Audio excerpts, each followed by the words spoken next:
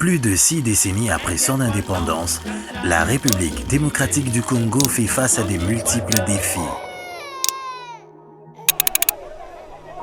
Entre crise politique, sécuritaire et économique, le pays traîne à déployer pleinement son potentiel et à briller. De ces richesses qualifiées de scandales géologiques, la RDC paraît être atteinte d'une malédiction l'empêchant de se développer. 0 sur 0,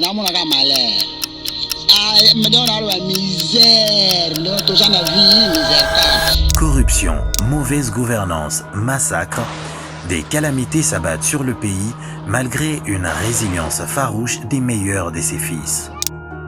Au cœur de cette lutte acharnée pour le développement, il y a la quête du changement. Ayant tous compris que l'homme congolais devra changer afin de permettre au pays de se développer. Pour autant, après 18 ans au pouvoir, le président Joseph Kabila s'avouera vaincu. Le regret, c'est que je n'ai pas réussi ensemble avec mon équipe, on n'a pas réussi à transformer l'homme congolais.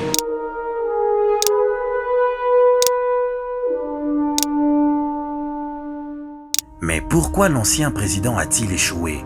Pourquoi admet-il son échec? Pourquoi enfin changer l'homme congolais est-il si important pour le développement de notre pays?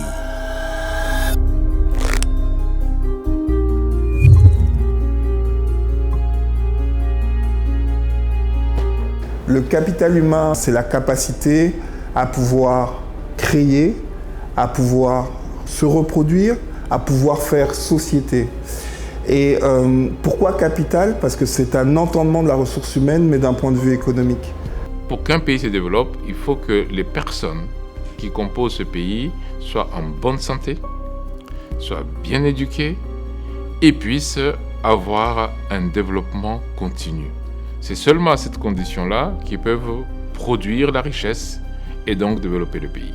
Et ça, c'est quelque chose de fondamentalement déterminant quand on parle de développement. Il n'y a pas de développement sans homme. On peut vous donner tout l'argent du monde si vous ne savez pas le gérer, si vous ne savez pas penser votre développement, si vous ne savez pas le réfléchir, vous ne pourrez pas faire quelque chose.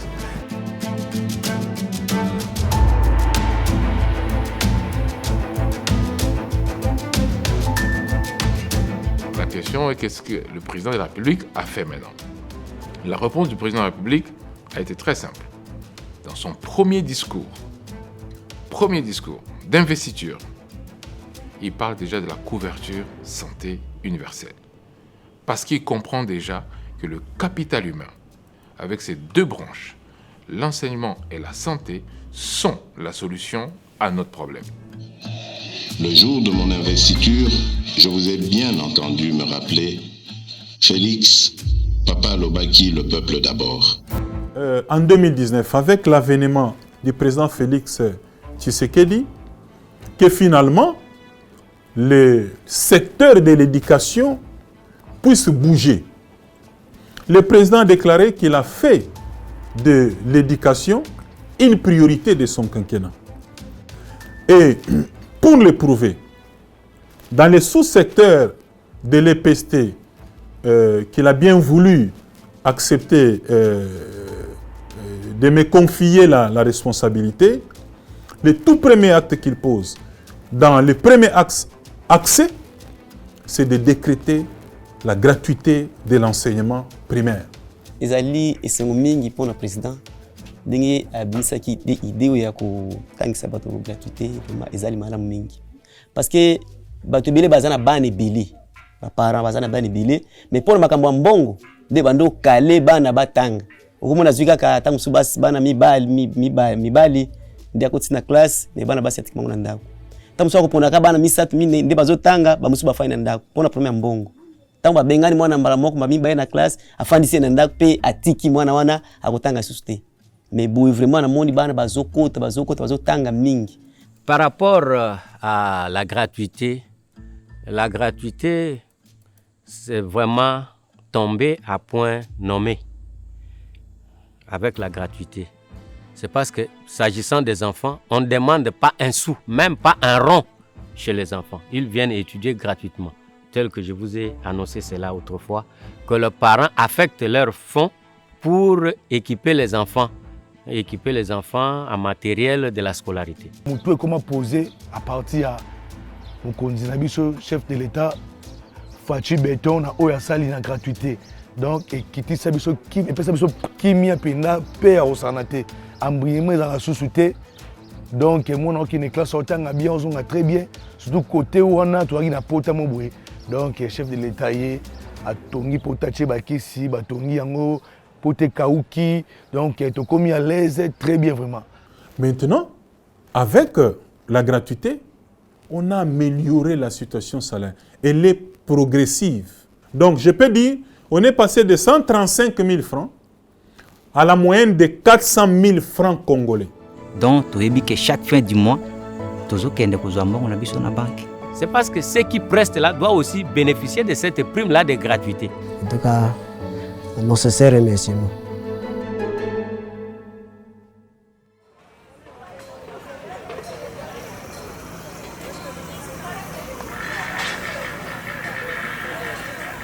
Donc, lorsqu'on est arrivé, le président de la République nous a donné comme première mission l'aboutissement des réformes.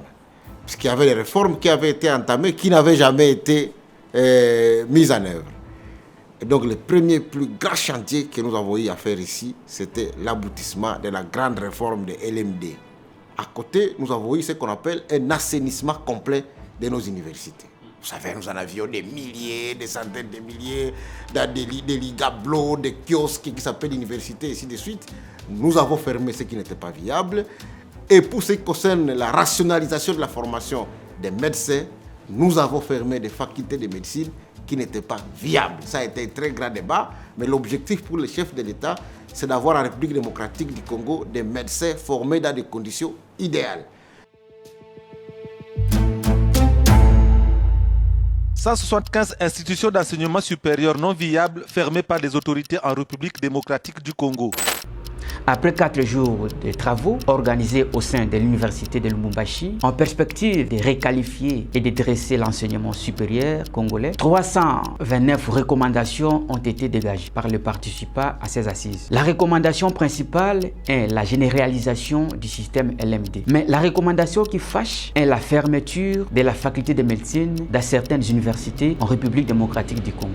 Alors les gens qui ne remplissaient pas les conditions, on les a fermés.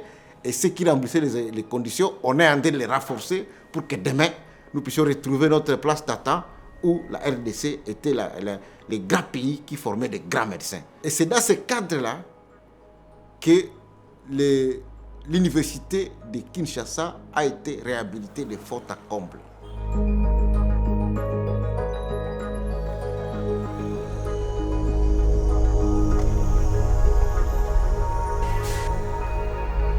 Actuellement, il y a une réhabilitation de hommes. Ce qui est vrai qu'on a vu des travaux en train de se faire ici à l'université.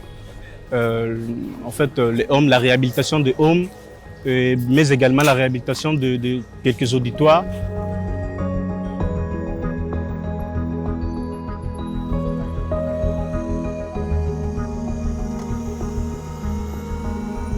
Donc aujourd'hui, nous avons des hommes qui sont au standard des hôtels.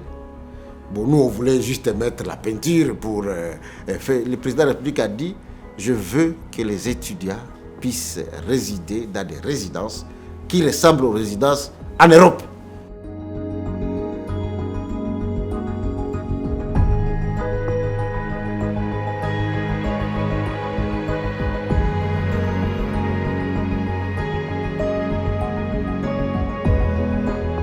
À l'Université pédagogique nationale, nous avons entamé un travail magnifique.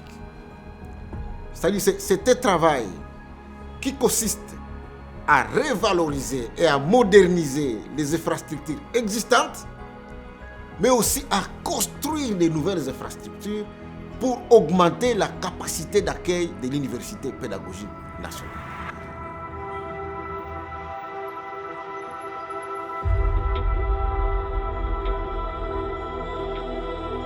Je suis très contente et ravie de voir ce que notre président a fait au sein de notre université.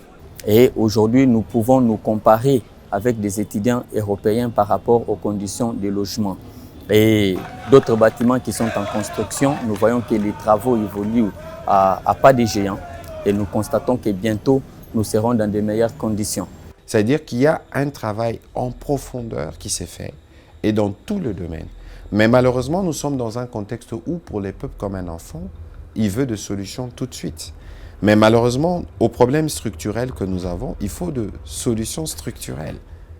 Et les solutions structurelles ne peuvent pas venir comme une génération spontanée. C'est des solutions que nous construisons. Je peux vous donner des exemples aujourd'hui de la gratuité de l'enseignement, les efforts qui sont faits d'ailleurs pour la mise en place de la couverture santé universelle, ou tout ce que nous faisons comme construction des universités pour la première fois dans ce pays depuis les années 60. Les gens ne le perçoivent pas, heureusement que Bilembo va le montrer. Mais tout ça, c'est vous dire que nous construisons, on parle de béton, mais nous on va parler de fondation, qui est en réalité un assemblage de béton. Et bientôt, j'espère que nous pourrons construire de murs sur les fondations que nous avons construites avec le président Tshisekedi, pour que nous puissions donner aux Congolais la réponse qu'ils ont toujours attendue des gouvernements qui se sont succédés depuis bien longtemps.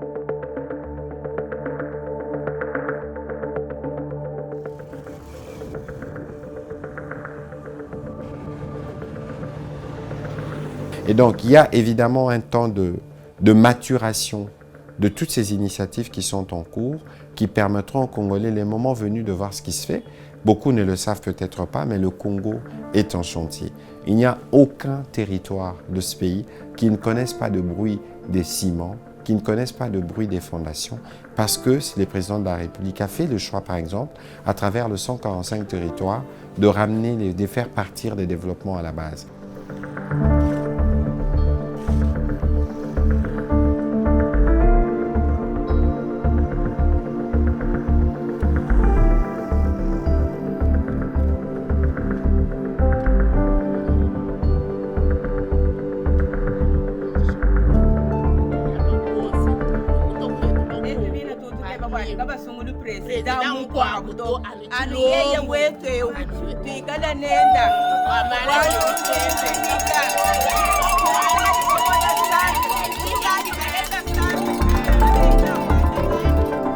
Sur les 26 provinces, nous avons au moins 15 provinces qui sont sujets à des érosions. 15 provinces. Mais depuis l'arrivée du chef de l'État, je vais vous citer à travers les pays quelques cas de figure qui étaient des érosions emblématiques, aujourd'hui qui sont absorbées. Et ça, c'est à mettre au compte du chef de l'État. Je commencerai dans la ville de Kinshasa. Ceux qui connaissent les régions Zamba Telecom savent que ces gens sont restés plus de 10 ans, ils n'arrivaient pas à se fréquenter. Alors, basali, stabiliser. Et là, on est vraiment de se faire qui m'a surtout terrasser. Pour terrasser, c'est à peu près 1 km 800. Et puis, il y a un béton armé. Donc, ma bende brique quantité. Nous sommes béton, donc pour frage, vous avez l'érosion Kindel. Non seulement parce que la route a disparu, mais j'imagine la souffrance de toutes les familles dont les maisons ont été englouties dans ces ravins. On ne pouvait pas aller à Kimwenza. Vous savez que de l'autre côté, il y a une grande bibliothèque et puis il y a un grand institut de philosophie. Banda président Félix a continué à pouvoir, le sentiment d'amélioration concernant Nzela. Donc libulu pene betami dada par rapport à Nzela quand libulu salamaka. Mais grâce au président Félix, aucun pene donc ba para ba comme pene que non mutuka, oti pene rampenga ba campus kindele eti pene na lycée de Kimwenza. Otu na para otu abina oti maluku Nzela pene bongi. En tout cas, Moutabo, il y a des soutenir.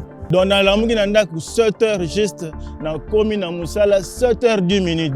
Et c'est là qu'il y a une seconde, c'est la belle air, on a toujours quoi dans la moto. Mais si on est là, c'est commune normale.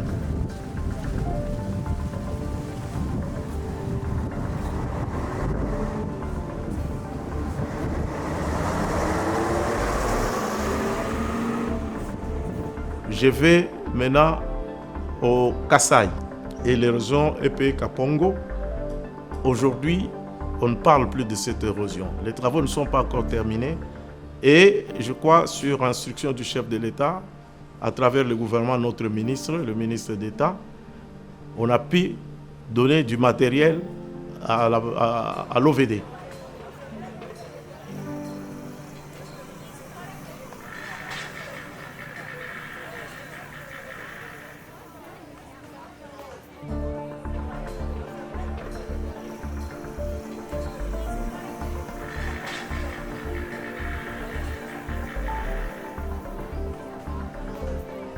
Ça veut dire que avant la fin de cette année, nous allons avoir 1000 centres de santé éparpillés dans nos 145 territoires.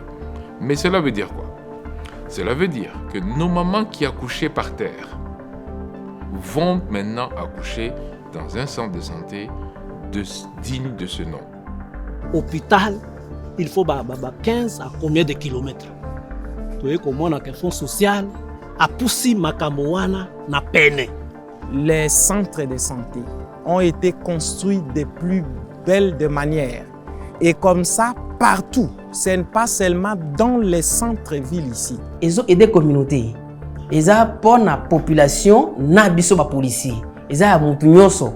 Je pense que vous êtes en contact avec l'équipe du PDL 145 territoires et vous voyez ces centres-là dans nos villages les plus reculés. Et donc ça, c'est une réponse directe au manque d'infrastructures sanitaires. Et ça va continuer. Ça va continuer. Maintenant, on va passer au niveau des hôpitaux. Et d'ailleurs, le symbole de nos hôpitaux, c'est Mama Yemo. Et vous voyez, Mama Yemo, la première phase est terminée. On va la réceptionner au mois d'août ou septembre. La façon dont on est en train de réhabiliter cet hôpital, un hôpital qui était dans... Les bâtiments étaient dans un état de vétusté indescriptible. On fait de sorte qu'on puisse avoir maintenant un hôpital moderne. Quand on voit les bâtiments, ce n'est pas encore terminé, comme on le voit.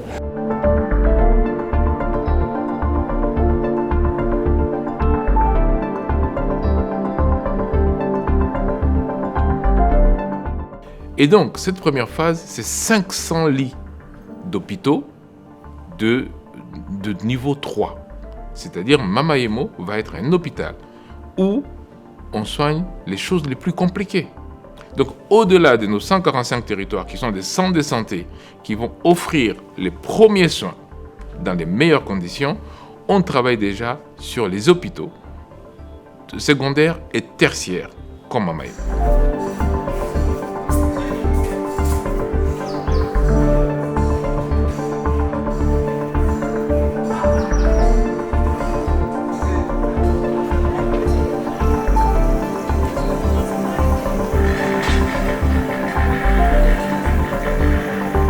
Le président de la République a dit l'université, ce n'est pas seulement Kinshasa. C'est dans ce cadre-là qu'une nouvelle université est en train de naître le centre à l'université officielle de Bujimaï.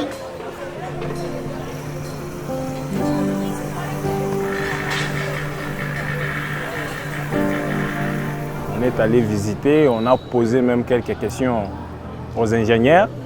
Ils nous ont fait voir que les travaux avancent ça, très bien, sans problème. Et nous-mêmes, nous avons vu avec nos propres yeux, effectivement, les travaux avancent, puisqu'il y a déjà les 3e niveaux qui sont en train de travailler là-dessus.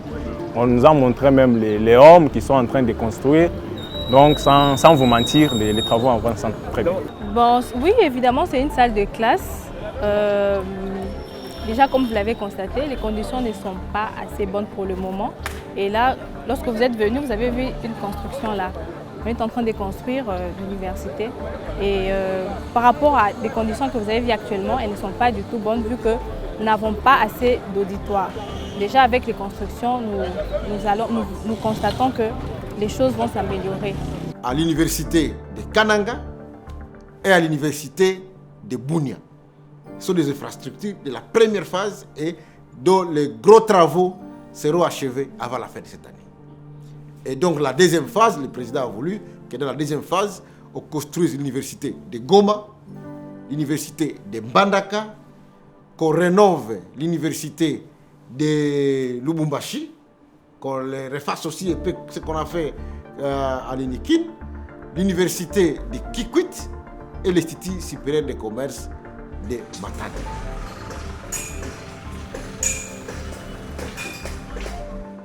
Le nombre d'élèves dans les écoles primaires publiques, on est passé de 16 319 487 à 22 441 415.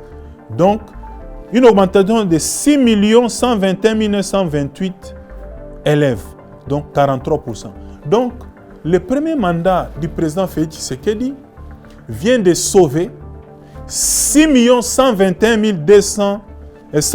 928 enfants. 1185 écoles ont été construites dans le cadre du programme de 100 jours. Depuis que le président Félix est là, à part les écoles, vous avez les salles de classe qu'on a ajoutées pour réguler la question d'afflux des élèves dans les salles de classe. 300 écoles avec un partenaire comme l'UNICEF. Vous pouvez aller à Mokengeli par exemple. Vous avez vu, on a réhabilité une grande école qui a formé des gens. Vous avez 1210 écoles en cours de construction dans le cadre du programme de 100 jours.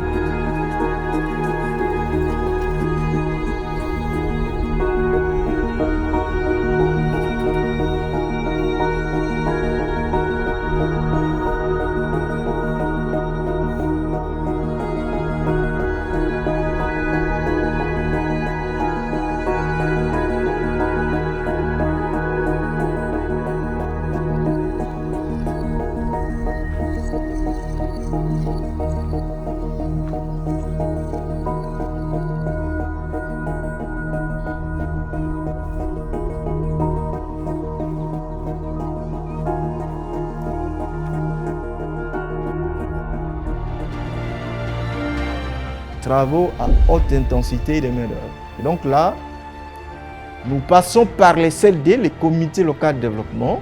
Nous enregistrons 1000 personnes par quartier.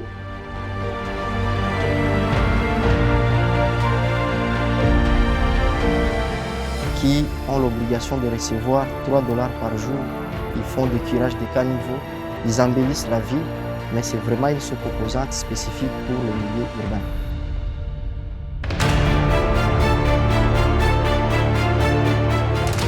En tout cas, vraiment merci pour la bango mingi.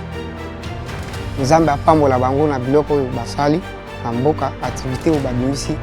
Napesi bango merci mingi biloko basali. Tala ngai nakutanaki na kaka makasi.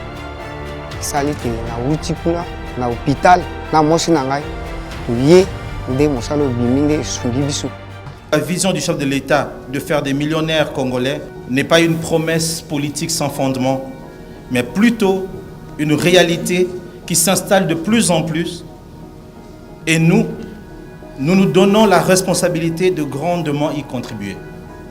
Chers entrepreneurs bénéficiaires de ce financement, comme à vos prédécesseurs, je vous demande de prendre conscience que le financement que vous recevez aujourd'hui a pour objectif de rendre vos entreprises prospères. Et c'est pour ça que nous parlons du changement de narratif, justement, parce que ces Congos est mal raconté. Ceux qui, pour la plupart, racontent les Congos, le racontent sous le prisme de leurs intérêts. C'est une ONG, c'est des médias, la plupart, c'est des drames qui intéressent. Mais nous voulons raconter le Congo résilient. Les Congos, vous avez des jeunes comme vous qui essaient d'exceller. Les Congos où des petites gens font beaucoup de petites choses qui font vivre et garder en vie ce pays. Et c'est pour cela que nous voulons travailler davantage pour que ce soit cette image-là qui soit vue et qui soit dégagée de la RDC.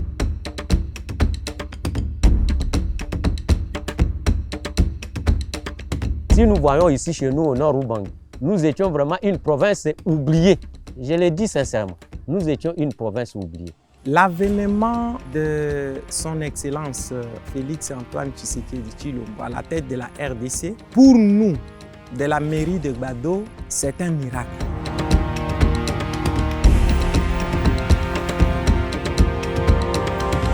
Par rapport à la vie d'avant, les hommes d'avant, je crois qu'il y a un grand changement. Pourquoi? Parce qu'on voit même les toilettes. Les installations étaient vraiment bizarres, très bizarres.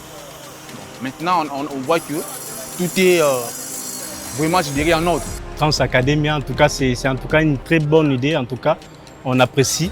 Je salue cette idée en tout cas. Vraiment, ça nous aide pour bien arriver à la faculté. Bon, au début, nous avons eu tendance à venir en retard, mais depuis, il y a eu Transacadémie, mais ça va.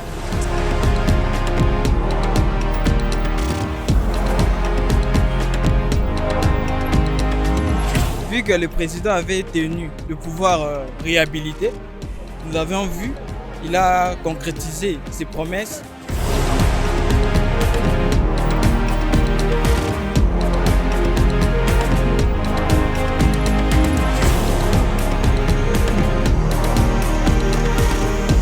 En tout cas, mukeni akikuya tu Mbujimayi tamonesha sema baba furahi na hii mukini mukonzi alitonesha sema Mbujimayi itashanje yo iko nenda na kushanjia sasa Fati beto muntu akwele chilo aje muntu mubenga muntu amwena buloshi tuditungwela twasakijela wabunyi Moïse libérateur mutu hatole mubuhika wa Egypte